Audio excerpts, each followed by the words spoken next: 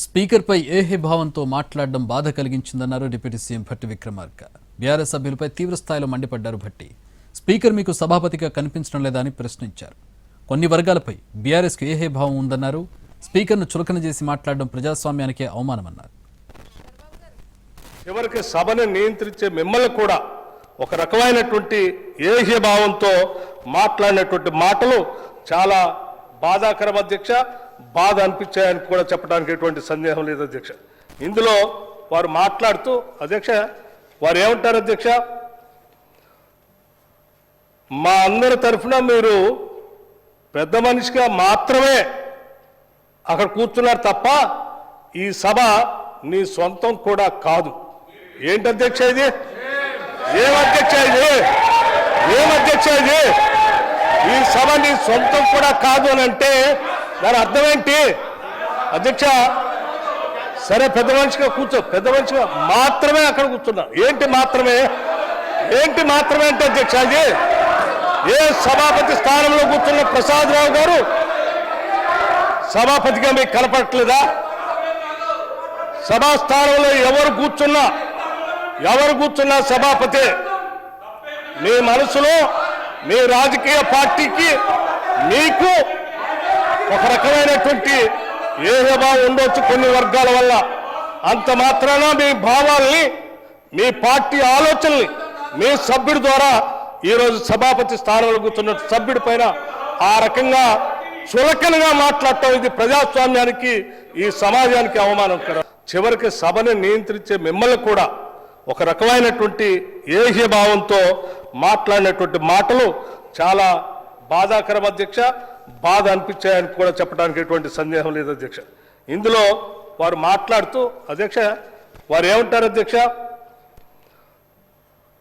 మా అందరి తరఫున మీరు పెద్ద మనిషిగా మాత్రమే అక్కడ కూర్చున్నారు తప్ప ఈ సభ నీ సొంతం కూడా కాదు. ఏంటి అధ్యక్ష ఇది? ఏమధ్యక్ష ఇది? ఏమధ్యక్ష ఇది? ఈ సభ నీ సొంతం కూడా కాదు అని అంటే దాని అర్థం ఏంటి అధ్యక్ష? సరే పెద్ద మనిషిగా కూర్చో, పెద్ద మనిషిగా మాత్రమే అక్కడ కూర్చున్నా. ఏంటి మాత్రమే? ఏంటి మాత్రమే అంటే అధ్యక్ష ఇది? ఏ సభాపతి స్థానంలో కూర్చున్న ప్రసాద్ రావు గారు అధ్యక్ష దయచేసి మన అందరం కూడా ఈ సభా మర్యాదను కాపాడుకోవాల్సిన అవసరం ఉంది అధ్యక్ష.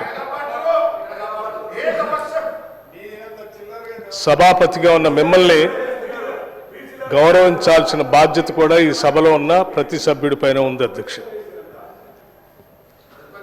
ఈ సభ ప్రజాస్వామ్యానికి అత్యున్నతమైనటువంటి వ్యవహారాలు ప్రజల తరఫున మాట్లాడేటువంటి సభ అధ్యక్ష. ఇది ప్రజాస్వామ్యానికి దేవాలయం లాంటిది. ఇటువంటి ఉన్నతమైనటువంటి సభలో ఈ సభ నడపటానికి సభాపతిగా మీరు అక్కడ కూర్చొని ఈ సభలను నియంత్రిస్తూ ఆర్డర్లో పెడుతూ సభను నడిపేటువంటి పూర్తి సర్వ హక్కులు భారత రాజ్యాంగం మీకు కల్పించింది అధ్యక్ష. ఆ వేదికపై నుండి అనేక మంది మహానుభావులు, గొప్ప గొప్ప వ్యక్తులు అక్కడ కూర్చొని ఈ రాష్ట్రంలో, ఆనాడు ఉమ్మడి రాష్ట్రంలో కూడా ప్రజాస్వామ్యాన్ని కాపాడటం కోసం వారు ఇచ్చినటువంటి నిర్ణయాలు సభ మొత్తం అంగీకరించి వాటిని ముందు తీసుకుపోయినటువంటి ఉదంతాలు కూడా ఉన్నాయి అధ్యక్ష. ఒకానొక సందర్భంలో ఆనాటి ఉమ్మడి సభలో కూడా ఒక సభ్యుడు బయట సభాపతి గారి గురించి ఒక మాట మాట్లాడినందుకు యావత్ సభ మొత్తం పార్టీలకు అతీతంగా ఒక నిర్ణయం తీసుకొని ఆ సభ్యుడిని పూర్తిగా సభ నుంచి రద్దు చేయటం కోసం ఎథిక్స్ కమిటీకి పంపించి నిర్ణయం కూడా చేసి సభ నుంచి పూర్తిగా రద్దు చేసినటువంటి దృష్టాంతాలు కూడా ఉన్నాయి అధ్యక్ష. అటువంటి నిర్ణయాలు అనేకం ఈ సభలో జరిగాయి. గతంలో ఆనాడు ప్రతిపక్ష సభ్యులుగా అవతల కూర్చున్నప్పుడు కోమటిరెడ్డి వెంకటరెడ్డి గారు, సంపత్ కుమార్ గారు అవతల కూర్చొని ఉన్నప్పుడు వారు ఏమి మాట్లాడకపోయినప్పటికి కూడా ఆనాటి ప్రభుత్వం ఒక నిర్ణయం తీసుకుని సభ నుంచి సంపూర్ణంగా రద్దు చేసింది అధ్యక్ష. సభ్యత్వాన్ని. అట్లాగే ఈరోజు సభలో ఉన్నటువంటి అందరం కూడా ఈరోజు బడ్జెట్ పైన గవర్నర్ గారు నిన్న ఈ సభను జాయింట్స్ సభను ఉద్దేశించి మాట్లాడినటువంటి సందర్భంలో వారికి ధన్యవాదాలు చెప్పేటువంటి కార్యక్రమంలో చాలా ఉన్నతంగా చాలా గొప్పగా వారికి ధన్యవాదాలు చెప్పాల్సింది పోయి అటువంటి గవర్నర్ గారిని కూడా అవమానపరచడమే కాకుండా చివరికి సభను నియంత్రించే మిమ్మల్ని కూడా ఒక రకమైనటువంటి ఏహ్య భావంతో మాట్లాడినటువంటి మాటలు చాలా బాధాకరం అధ్యక్ష. బాధ అనిపించాయని కూడా చెప్పడానికి ఎటువంటి సందేహం లేదు అధ్యక్ష. ఇందులో వారు మాట్లాడుతూ అధ్యక్ష వారు ఏమంటారు అధ్యక్ష, మా అందరి తరఫున మీరు పెద్ద మనిషిగా మాత్రమే అక్కడ కూర్చున్నారు తప్ప ఈ సభ నీ సొంతం కూడా కాదు. ఏంటి అధ్యక్ష ఇది? ఏమధ్యక్ష ఇది? ఏమధ్యక్ష ఇది? ఈ సభ నీ సొంతం కూడా కాదు అని అంటే దాని అర్థం ఏంటి అధ్యక్ష? సరే పెద్ద మనిషిగా కూర్చో, పెద్ద మనిషిగా మాత్రమే అక్కడ కూర్చున్నా. ఏంటి మాత్రమే? ఏంటి మాత్రమే అంటే అధ్యక్ష ఇది? ఏ సభాపతి స్థానంలో కూర్చున్న ప్రసాదరావు గారు సభాపతిగా మీకు కనపడట్లేదా? సభా స్థానంలో ఎవరు కూర్చున్నా సభాపతి. మీ మనసులో మీ రాజకీయ పార్టీకి మీకు ఒక రకమైనటువంటి ఏహభావం ఉండొచ్చు కొన్ని వర్గాల వల్ల.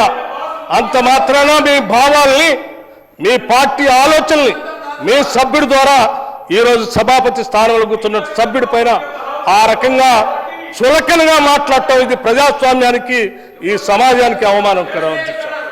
ఇది చాలా తప్పని పదే పదే చెప్తూ మీకు సభలో ఉన్నటువంటి సభ్యులంతా ఇప్పుడు మాట్లాడుతుంటే కూడా అధ్యక్ష వాళ్ళు లేచి ఏమంటున్నారు, ఏ రూల్ తీసుకొని మీరు సభ్యులకు మాట్లాడటానికి అవకాశం ఇస్తున్నారు అధ్యక్ష?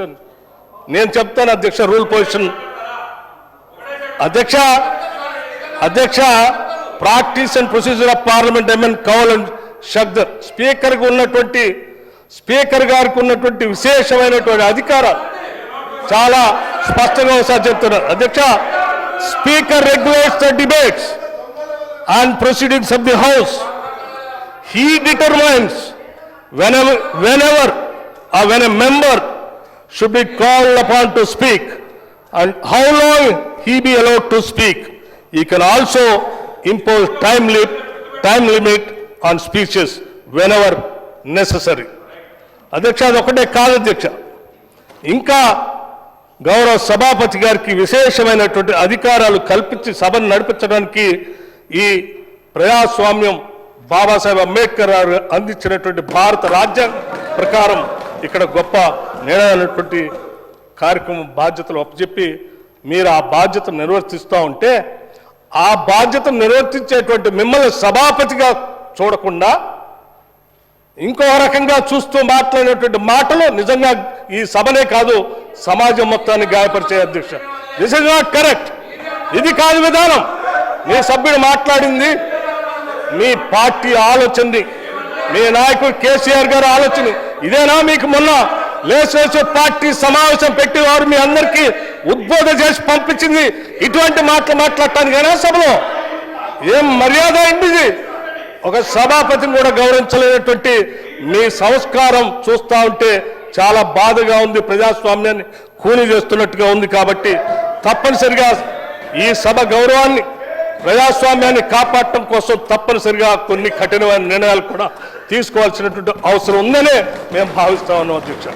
ఇప్పటివరకు సభ్యులు మాట్లాడినటువంటి అంశాలు, అనేక మంది మంత్రులు మీ దృష్టికి తీసుకొచ్చినటువంటి అంశాలు మీరు పదే పదే వారిని వారించి సభను ఆర్డర్లో పెట్టి సభ్యుడు గౌరవంగా మాట్లాడటం కోసం మీరు చేసిన ప్రయత్నాన్ని కూడా వారు క్వశ్చన్ చేస్తూ మాట్లాడినటువంటి విధానాన్ని తీవ్రంగా మేమందరం దీన్ని ముక్త కంఠంతో ఖండిస్తూ సభా ఉందాన్ని సభా గౌరవాన్ని ఈ ప్రజాస్వామ్యాన్ని కాపాడటం కోసం డెఫినెట్గా ఆ సభ్యుడు మూడ్ ఆఫ్ ది హౌస్ ప్రకారం ఆ సభ్యుడిని సరే మా సభ్యులు చాలామంది పూర్తిగా ఈ సభ నుంచి ఎక్స్పెల్ చేయమని చెప్పినారు. కానీ మాకు ప్రజాస్వామ్యం మీద గౌరవం ఉంది, సభా వ్యవహారాల పైన గౌరవం ఉంది.